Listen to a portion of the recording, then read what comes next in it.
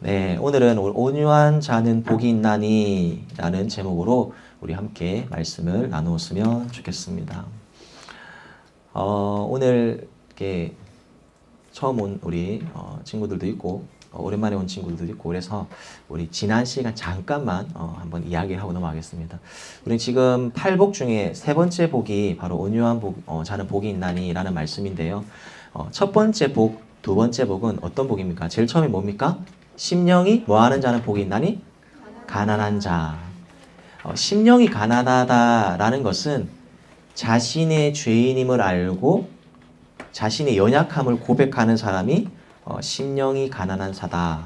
그래서 우리에게 누가 필요하다? 주님이 필요합니다. 그래서 이렇게 고백한 자들은 자신의 죄인됨에 대해서 애통하는 마음을 가진다라고 했습니다. 그래서 우리 두 번째 복이 뭐라 했죠? 애통한 자는 뭐 있다? 복이 있나니. 사실은 심령이 가난한 자와 애통한 자는 사실은 뗄래야 뗄 수 없는 관계입니다. 왜냐하면 자신이 죄인됨을 고백하고 그렇게 심령이 가난한 자들은 그 자신의 죄 때문에 슬퍼하는 마음, 애통한 마음을 갖기 때문입니다. 그래서 사실은 죄인됨을 고백하고 자신의 죄인임을 고백하는 자들이 바로 첫 번째 복, 두 번째 복을 누릴 수 있다라는 사실을 기억하면서 오늘 본문을 함께 말씀을 들었으면 좋겠습니다. 아멘. 오늘날 세상은 어떤 세상입니까? 분노와 공격성이 굉장히 강한 세상입니다. 우리 아이가 달라졌어요. 보면요. 저는 깜짝 놀랍니다. 우리 보면 그런 아이들 보다가 우리 다음 세대 친구들 보면 천사예요. 자, 오늘 우리 다음 세대 친구들도 보니까 지금 한 11명, 15명 온 것 같은데요. 박수! 얼마나 착합니까? 물론 교회 모드와 집 모드는 좀 다르겠지만 네, 그렇지만 굉장히 우리 친구들은 굉장히 정말 제가 봤을 때는 순수하고 엄청 좀 착한 것 같아요. 안 그렇다고 하는 우리 학부모님들도 있지만, 근데 사실은 그런 세상에 놓여져 있고, 그뿐만 아니라 또 오늘날 세상은 어떤 세상이냐면, 강한 자가 땅을 갖는다라는 여기는 세상입니다. 지금 전 세계적으로 어떤 전쟁이 일어나고 있습니까? 러시아와 우크라이나 전쟁뿐만 아니라 미국과 이스라엘과 이란이 전쟁을 벌이고 있습니다. 사실은 저는 어떠한 이유여도 전쟁은 일어나서 안 된다고 생각합니다. 너무 안타깝죠. 근데 이 전쟁의 상황이 더 퍼지는 것 같아요. 지금 이야기 들어보면 이란이 주위에 있는 나라들을 공격하기 시작했고 또 주위에 있는 나라들이 지금 공격하겠다라는 이야기들. 이게 퍼지지 않도록 확전되지 않도록 우리 꼭 기도해야 됩니다. 그런데 사실은 이 지금 전쟁의 논리 가운데 어떤 논리가 팽배해 있냐면 강한 자가 땅을 갖는다. 강한 자가 땅을 갖는다. 내가 강하니까 지도자도 바꾸고 내가 강하니까 그 땅을 차지하겠다라는 철저히 양육강식의 세상 속에 살아가고 있습니다. 그런데 그런 관점으로 본다면 오늘 말씀은 사실 말이 안 되는 거예요. 왜냐하면 강한 자가 땅을 차지한다가 아니라 뭐한 자가 땅을 차지한다? 온유한 자가 땅을 차지한다. 그 땅을 기업으로 받는다라고 이야기하기 때문입니다. 그래서 오늘은 이 세 번째 복에 대해서 온유한 자가 어떤 자인가에 대해서 살펴보고 그 온유한 자가 되길 위해서 날마다 성령님 의지하는 마음으로 기도하는 우리 모두가 다 되었으면 좋겠습니다. 아멘. 자, 오늘 열심히 듣고 퀴즈 맞추면요. 베스킨라빈스 쿠폰이 나갑니다. 바로 기프티콘으로 보냅니다. 알겠죠? 그래서 하여튼 열심히 질문하는 우리 다현이도 열심히 잘 들으면 하여튼 좋은 선물이 갈 수 있습니다. 자, 온유한 자가 뭘까요? 온유한 자. 그래서 우리 어떤 친구들 이름은 온유, 김온유 아직 있나요? 중등부에? 있죠. 예, 온유도. 예, 온유도 있고요. 정온유도 있고요. 최온유도 있고 많아요. 온유. 자, 그렇다면 우리가 생각하는 성격이 부드러운 사람, 심성이 고운 사람이 온유한 자일까요? 물론 그런 성격도 세상적으로 가치관을 보면 온유하다라고 할 수 있지만 오늘 본문에 이야기하고 있는 우리 또 말씀 노트 잘 적는 친구들은 또 선물 줍니다. 네, 알겠죠? 자, 오늘 본문에서 이야기하는 이 온유는 자, 헬라 뭐라고 적혀 있냐면 프라우스라는 헬라어가 쓰입니다. 이 헬라어 프라우스는 길들여진 힘. 다시 말해서 말을 헬라 시대 때 그리스 헬라 시대 때는 말을 길들이지 않습니까? 말이 사나워요. 맞죠? 올라타면 가만히 있나요? 안 그렇거든요. 말이 사나운데 이 말을 길들여서 말의 기수, 어떻게 보면 주인이죠. 순복하게 하는 것을 프라우스라는 단어를 썼다고 합니다. 다시 말해서 우리가 나의 능력과 나의 힘으로 세상을 살아가는 것이 아니라 하나님의 주권, 하나님의 계획이라 할 수 있고 하나님의 뜻 앞에 우리의 힘을 절제하는 것이 프라우스다. 그 자가 온유하는 거다. 그리고 하나님의 뜻에 순종하는 자가 바로 온유한다. 제가 인스타나 유튜브 보니까 가끔 이런 놀라운 일들이 있더라고요. 사자가 한 몇십 년 만에 사육사를 만났대요. 근데 막 좋아서 뛰어오는데 잡아먹으러 뛰어오는 게 아니라 안기더라고요. 그런데 이 안기는 이 사자에게 이 본능은 살아 있습니다. 맞죠? 살아 있지만 그 본능을 절제하고 주인, 어떻게 보면 사육사에게 어떻게 보면 순종하고 순복하는 거예요. 사자의 힘이 없어졌나요? 아니죠. 무서워요. 어흥. 죄송합니다. 할까 말까 하다가 네, 안 할라 하다가 다행히 보고 했는데 좀 아닌 것 같아요. 자, 잘 길들여진 사자는요, 여러분. 사자의 본능은 있지만 사역자의 통제 안에 순종과 순복을 하는 거예요. 이것이 프라우스며 이것이 온유한 자라는 사실입니다. 우리가 지난 시간에 우리 살펴본 아까 제가 얘기한 것처럼 심령이 가난한 자는요. 그리고 애통하는 자는 자신이 아무것도 아닙니다. 나는 죄인이기 때문에 아무것도 할 수 없습니다. 난 연약하자입니다. 자기 부인한 자라고 했잖아요. 자신의 죄 때문에 슬퍼하는 자들인데 이렇게 이 고백을 할 수 있는 자만이 도달할 수 있는 것이 온유한 자다. 사실은 첫 번째, 두 번째, 세 번째 부분 다 밀접한 관계가 있는 겁니다.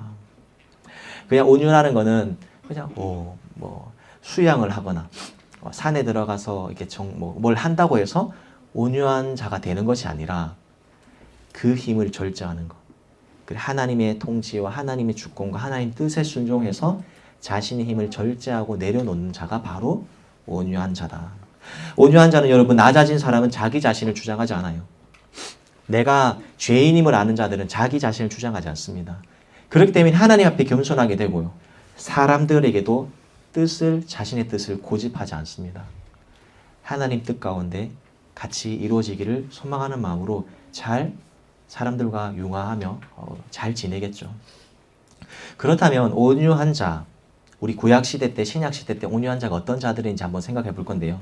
구약시대 때 온유한 자다고 불렸던 사람 중에 있습니다. 이 인물은 누굴까요? 퀴즈인데요. 이 인물은 첫 번째 출애굽 당시에 엄청나게 크게 쓰임받았던 지도자입니다. 다현이 지금 보니까 한 것 같아요. 모세 맞죠? 박수. 다현이는 바로 지금 베스킨라빈스 주도록 하겠습니다. 알겠죠? 예배 끝나고 나면 입금될 거. 입금이란다. 바로 지급될 겁니다. 자, 구약시대 때 모세. 자, 모세는 하나님 말씀에 순종한 지도자입니다. 모세가 가르쳐서 뭐라고 이야기하냐면, 자, 우리 오늘 본문 말씀은 아니지만 우리 민수기 12장 3절 읽어볼까요? 시작. 이 사람 모세는 온유함이 지면의 모든 사람보다 더하더라.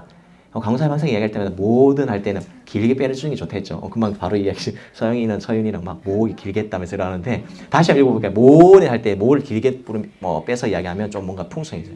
다시 시작. 이 사람 모세는 온유함이 지면의 모든 사람보다 더하더라. 성경이 분명히 말하고 있습니다. 모세의 온유함. 근데 사실은 여러분, 모세는 온유한 자가 아니에요.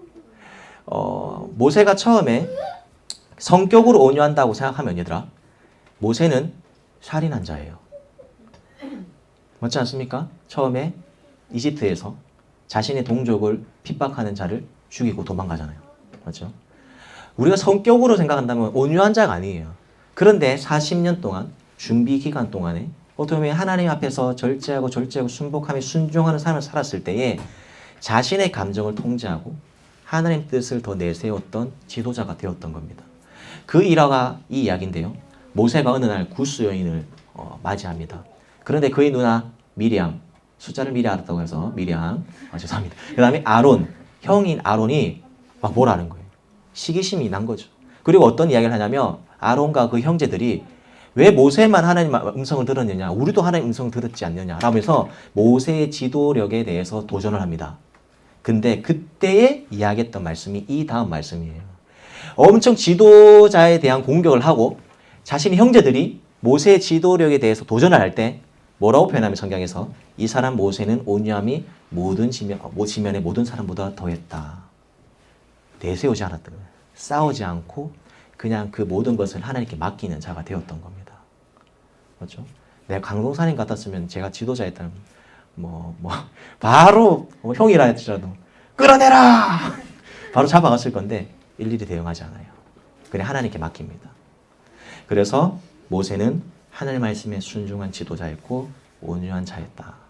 두 번째, 어떤 지도자가 있을까요? 이 인물은요, 퀴즈입니다. 이스라엘의 지금도 위대한 왕으로 다비드라고 불리죠. 세연이가 지금 다 한 것 같아요. 다윗 맞죠? 박수. 와. 세연이가 우리 학연에 보면서 하는 것 같아서 다윗. 네, 맞습니다. 다윗은 여러분 하나님의 마음에 합한 자라고 불렸던 자예요. 맞죠? 근데 사실은 우리가 생각하는 그런 성격적인 온유함이 있진 않아요. 때로는 자신의 연약함 때문에 전장에 보내서 안 되는 그런 장군들을 보내기도 하고, 사실 다윗을 본다면 정말 그 성품을 온유하다고 볼 수 없는데 다윗이 나중에 사울에게 쫓김을 당하지 않습니까? 쫓김을 당할 때 그 동굴에 있던 사울을 발견합니다. 맞죠? 장군들이 이야기합니다. 다윗 왕이여, 지금 절호의 찬스입니다. 당신의 대적을 죽일 수 있는 찬스입니다. 근데 그때 다윗이 사울의 목을 베니까? 아니죠. 하나님께 맡기는 거예요. 하나님의 뜻에 순종하는 거예요. 순복하는 자가 되었던 거예요. 그래서 온유한 자다. 우리 신약시대를 넘어가 볼까요? 우리 신약시대 때 우리가 너무나 좋아하고 너무나 사랑하는 누가 계시죠? 하율이가 예 하는 것 같아요. 예수님 맞습니다. 오늘 3명 바로 들어주도록 하겠습니다. 예수님은 하나님의 뜻을 이루게 이 땅에 오셨어요. 근데 예수님의 성품으로 보면 온유한 자인가요? 아니에요. 성전을 어떻게 합니까? 성전에서 막 장사꾼들이 있으니까 성전을 어떻게 합니까? 우와! 강도사님 성품은 아닌데요. 하여튼 이런 막 성전을 엎기도 하십니다. 성품이 온유한 자가 온유한 게 아니라 성경에서 말하는 온유함은 하나님 뜻에 순종하는 자. 마지막에 겟세마네 기도에서 뭐라고 합니까? 할 만하시거든 하나님 나의 뜻대로 마옵시고 누구의 뜻대로 하옵소서? 하나님 뜻대로 하옵소서라는 기도를 하잖아요. 자신의 뜻을 절제하고 순종하는 자의 그 삶의 모습이 예수님의 삶이다. 그래서 마태복음 11장 29절에 이렇게 얘기합니다. 다 같이 예수님이 말씀하신 거예요. 시작. 나는 마음이 온유하고 겸손하니 나의 멍에를 메고 내게 배우라. 그리하면 너희 마음이 쉼을 얻으리니. 아멘. 여기서 말하는 온유가 그런 온유인 거예요. 하늘 말씀에 순종하는 것. 순종하는 자이기 때문에 겸손할 수 있는 거고요. 그렇게 하나님께 나오면 위로해 주신다라고 말씀해 주는 거예요.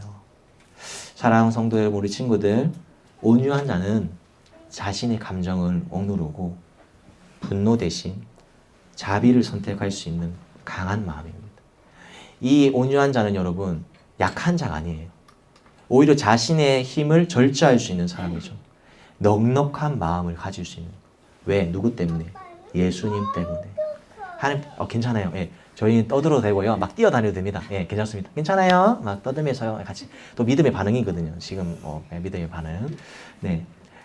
온유한 자는 자신의 힘을 절제하는 거예요. 내가 할 수 있어도 대응하지 않는 것이며, 왜 대응하지 않냐면 그냥 참는 게 아니에요. 인내가 아니라 하나님의 뜻에 맡기는 거예요. 하나님께 맡기는 거예요. 그런데 여러분, 이 온유가 우리 힘으로 할 수 있나요? 때때로는 이렇게 믿음의 결단을 하고 나간 이후로부터 엘리베이터 타자마자 이 온유한 마음 없어져요. 맞죠? 욱하는 마음도 생기고, 그리고 복도 지나가면 어깨 누가 치면 왜 치는데? 약간 누가 쳐다보는데요, 우리 친구들. 이 온유한 마음은 내 힘과 내 능력으로 할 수 없어요. 왜냐하면 우리는 너무나 연약한 자들이기 때문이죠. 그런데 이 온유는 성령 안에서 우리가 온유한 마음을 가질 수 있습니다. 자, 우리 성령의 9가지 열매 중에 온유한 이 말씀은 암송구 정도 되지 않나요? 네. 다 같이 한번 읽어볼까요? 시작. 오직 성령의 열매는 사랑과 희락과 화평과 오래 참음과 자비와 양성과 충성과 온유와 마지막 절제니 이 같은 법을 금지할 법이 있다 없다? 없느니라. 온유한 마음은 여러분 우리 안에서 나오는 것이 아니라 하나님으로부터 나오는 것. 그렇죠? 그렇기 때문에 날마다 성령님께 온유함을 마음을 달라고 기도하는 것. 그리고 자신이 죄인임을 고백하는 자들이라면 마땅히 이 온유한 마음으로, 넉넉한 마음으로, 나는 연약하기 때문에 하나님을 의지하는 마음으로, 이 온유한 마음으로 살아갈 수 있는 줄 믿습니다. 여러분, 나의 연약함을 고백할 수 있는 건 여러분, 내가 죄인임을 고백할 수 있는 거, 그리고 죄 때문에 애통한 마음을 가진다라는 것은 성령님이 아니면 이런 마음을 가질 수가 없어요. 당신 죄인입니다면 세상 사람들한테, 지나가는 사람들이 여러분 복음 전합니다 하면서 복음 큐브 꺼내서 당신은 죄인입니다 하면 들으면 기분 좋아해요? 안 좋아해요? 안 좋아해요. 그런데 성령께서 함께 하시면 자신이 죄인인 것을 밝히 깨닫게 되고 나의 연약함을 고백할 수가 있는 겁니다. 성령님께서 함께 하시면 내가 죄인이기 때문에 이 죄 때문에 애통한 마음을 가질 수 있는 거예요. 그렇기 때문에 성령님을 통해서 우리가 성령님이 의지하는 마음으로 이런 온유한 자가 될 수 있다라는 것. 우리 오늘 기도할 때 우리 일평생에 하나님 성령께서 나 안에 내주하여 주셔서 함께 하셔서 내가 온유한 자가 되게 하여 주옵소서. 내 뜻이 아니라 하나님 뜻을 이루어갈 수 있는 내가 되게 하시고 나의 힘을 절제하고 어떻게 보면 내 뜻 내려놓고 하나님 뜻을 바라볼 수 있는 그런 온유한 자가 되게 하여 주시옵소서라고 기도하는 우리 하나님 식구들, 우리 호산나 가족들 되었으면 좋겠습니다. 아멘.